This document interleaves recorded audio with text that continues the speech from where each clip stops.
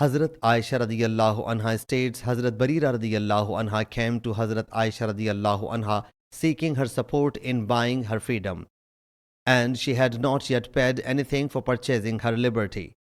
Hazrat Aisha radiyallahu anha said to her, "Go to your masters. If they like, I will make the lump sum payment for your freedom, provided the right of inheritance will be for me."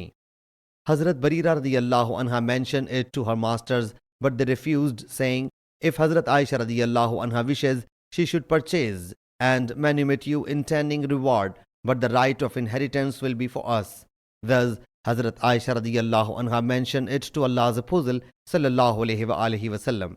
Allah's Apostle sallallahu alaihi wasallam said to Hazrat Aisha radiyallahu anha, "You should purchase her and then manumit her, and the right of inheritance goes to the one who manumits." Allah's Apostle sallallahu alaihi wasallam then got up and said, "What has happened to the people? They impose such conditions as are not in Allah's book. Whosoever stipulates a condition which is not in Allah's book, his condition is void, though there are 100 conditions like this. Only the condition imposed by Allah Jalla Jalaluhu deserves to be met, and only that is the most binding." Sahih Muslim Hadith number 3756.